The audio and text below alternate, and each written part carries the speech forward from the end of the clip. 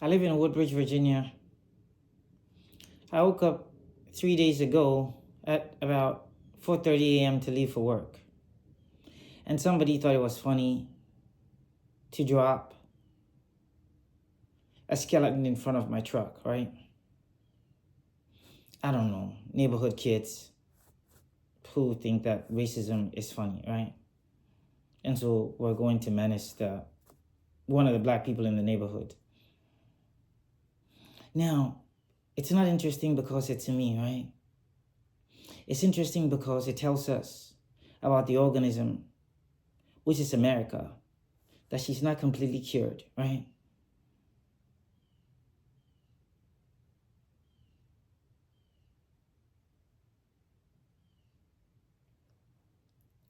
I actually have some surveillance here, so I have a fair idea of when this would have happened.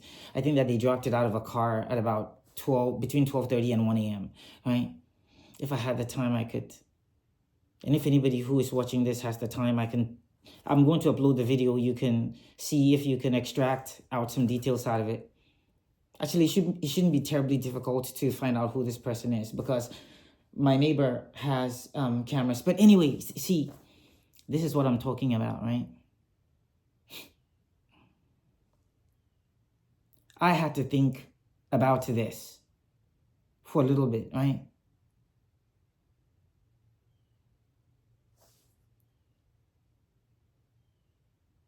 In order to try to understand why anybody would do this, right? And I thought about how this person had to, conceive of the idea that, hey, you know what I'm going to do for Halloween? I'm going to do a little bit of racism. Like, what if we spiced up Halloween by making it just slightly more racist, right? Again, man, I hate this stuff because it begins to sound like, oh, yeah, your life is so hard. Listen, man, I live in paradise, okay? I'm going to upload another video of this morning. I went to the Potomac to sit next to it for a little bit, and it is paradise, man. And that's the thing that's killing us,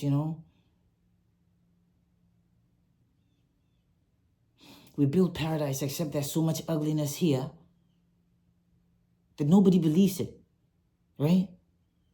How are you going to tell me this is paradise, man? You wake up and the man left a skeleton in front of your truck in paradise? Except it is paradise. I promise you it's paradise. When you see that video, you will know that it's paradise.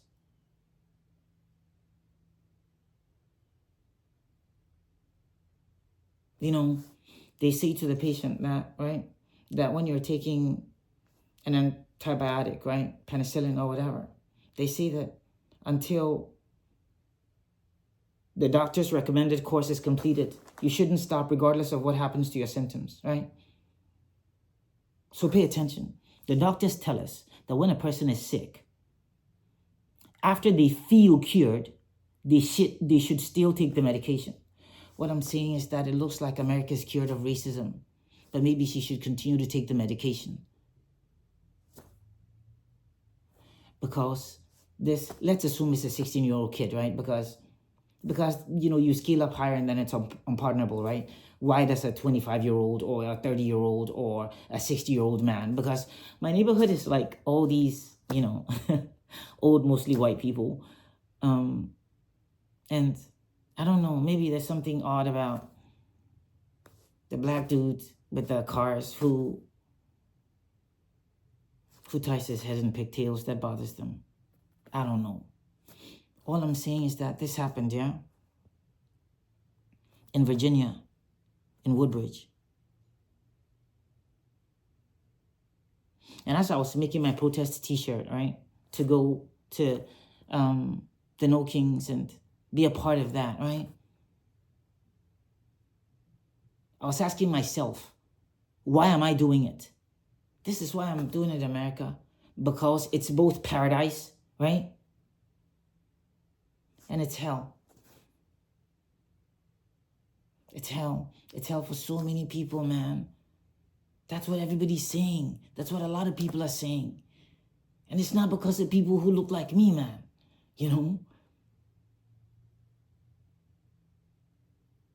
I've paid my dues.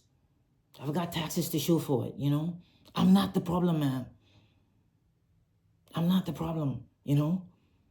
We are not the problem. We are not the problem. America, we are not the problem, man.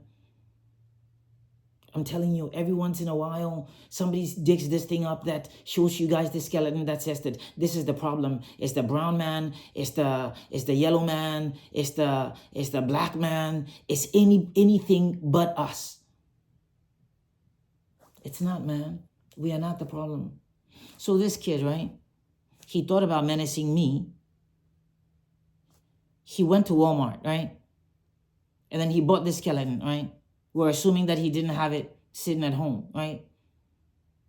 Or that he would be smart enough to buy it ahead of time. Because then now, I could just go to the Walmart, if I had the resources, and then find out who bought this kind of skeleton within the past week, right? And then narrow it down to somebody who lives close to me. You see, this is what I mean, man. Why am I wasting my mind on this bullshit, man? But then, so this kid, right?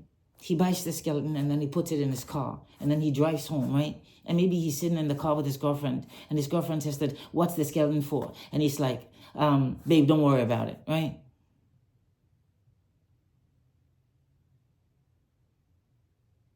And then he waits at night. I got home at 11:30 p.m. So I know that this happened after that. He waits at night. And then after I have pulled my truck in and parked it, he drives past my house. And then he throws the skeleton in front of my truck, right? Can you imagine how terrified that kid is?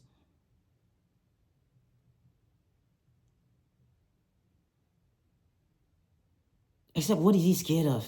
Me? Because he's obviously trying to pass fear on to me, right? But it has nothing to do with me, you know? So I can't carry that, right? I can't take his burden. The burden of his fear? Man, he could have watched a movie, man. He could have went to kick it with his friends. He could have gone to a party. He could have studied something, listened to Neil deGrasse Tyson or Joe Rogan. Instead, he decided to drive past my house at 1 a.m. and drop a skeleton in front of my truck.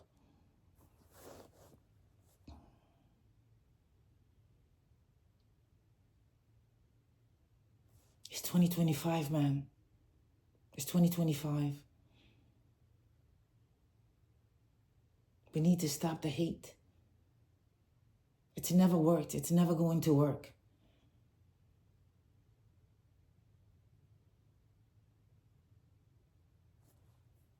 Right? I'm thinking about organizing a protest here, close to the Potomac. We could probably host 200 people. So if anybody has ideas on how to organize it, let me know. The reason we should draw attention to this now, right? The only reason I'm uploading this video now, because this is not a video for me to say, oh, look at me, I'm suffering racism. You know, I'm not suffering anything. I'm not suffering anything, man. But our brothers and sisters, this kid who drops this skeleton in front of my truck, he is suffering. He's the kid we should pray for. Because I can't be terrified, you know. You cannot terrify me, right? Nobody can menace me because I'm not afraid of it, you know. Because it's not mine, man. You see.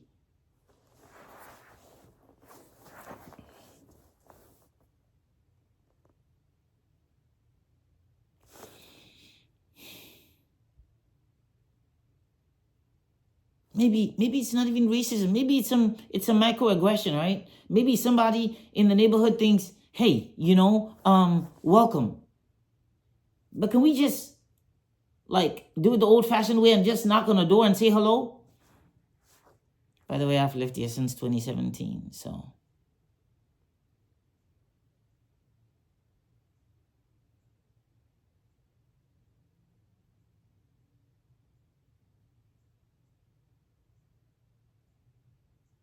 Yeah, man. It's troubling, you know. It's troubling. It's troubling because some way, somehow, the virus that we thought we had cured came back, right? And the one that's coming back, it's worse than RFK, man. You know? This thing is a monster, you mean? It's a monster, you know? What I mean is that if we let the hate come back, right? If we start leaving, skulls in front of people's houses, right?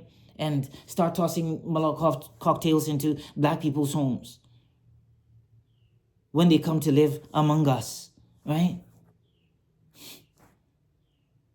Dude, right now there's just us, man, you know? There's not even you and me anymore. There's just us. So who are we going to kill, right? Me? That won't solve your problem, right? Because you're still afraid. Because the reason that kid or that man invested so much in trying to menace and terrify me is because he's menaced and terrified.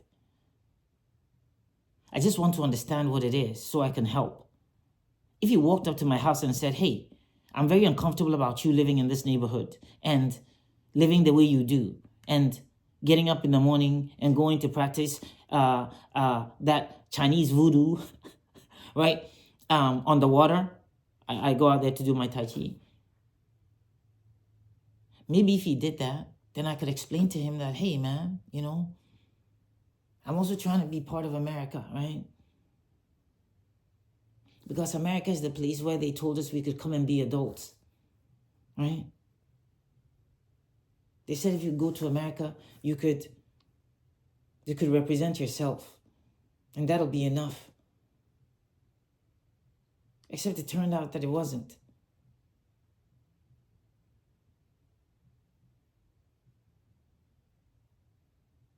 Unless you represent Israel, you're not even American anymore. Like, anyway. I don't know, man.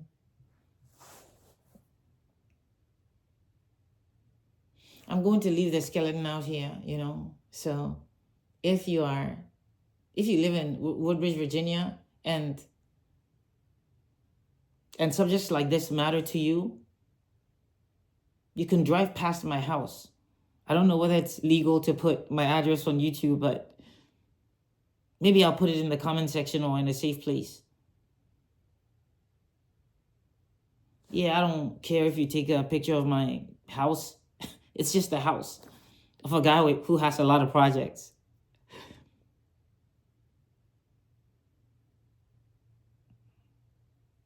If you can exclude my house, I'll appreciate it. But yeah, they left the skeleton right in front of the street. When you see the video where I discover it at 4:30 a.m., you understand, right? I want you to take a picture of that skeleton, right? And post it to your social media. Don't hashtag me. It doesn't matter. I don't care about any of this, okay? I'm not in this for anything. I'm in this to start a conversation, right? With us. About us. Talk to the people in your life, man, and bring attention to this. What this guy is doing, it's making the infection go virulent. Right? You know how they say we had measles pegged and then we turn around and then the thing is coming back? Because it turned out that we hadn't cured it after all, because a bunch of moms got together and didn't like some of the research they had read, right? It's the same thing, man. It's the same thing that this guy is doing to America because of what he's doing, right? There are people in whose bodies the measles was dormant, the R, right? And now it's coming up again, like people are catching infections everywhere. They catch infections around my neighborhood. And, it's not posh, but it's middle class. You think that these people got their shots, right? It turned out they didn't. Dude, I am 30 minutes from DC, man. If people are catching infections here,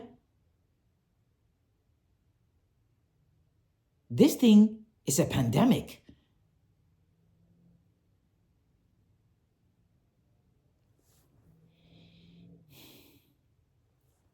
I'm going to be cool, man. I'm going to go rebuild another motorcycle or do something that's fun and get on with my life. I just wonder what kind of America will be left if we allow the diseases we thought we had eradicated to come back.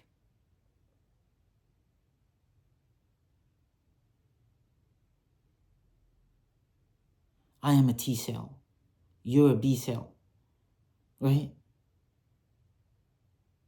This is our way of getting the information now across.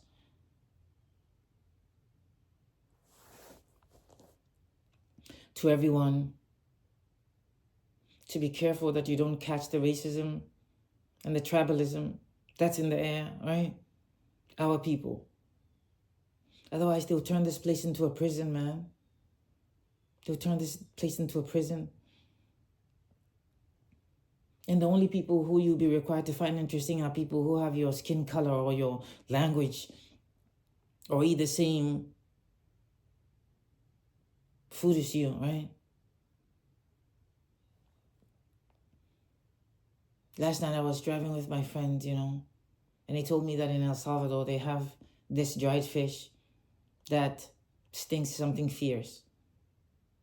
And how he didn't like the smell of it, but his grandmother did.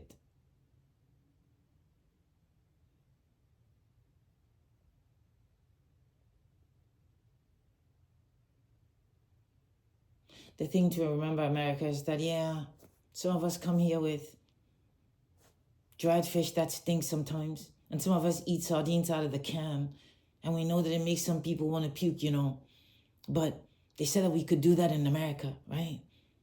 They said that you could be you and I could be me, and it could be okay.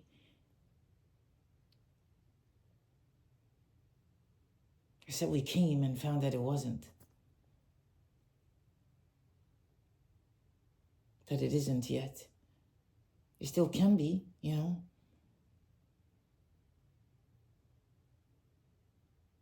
Haitians are not eating dogs. The Ghanaians are not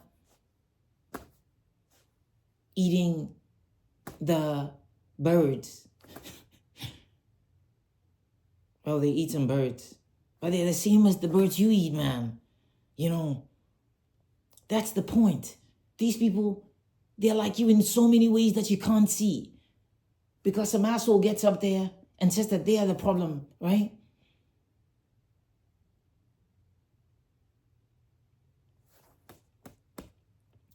I need to finish my protest t-shirt, right? It's going to say genocide, right?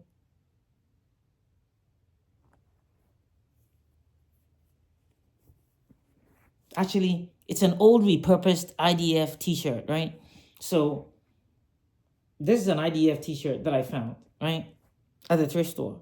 And I actually wore it proudly, for a while, right? I wore it proudly for a while.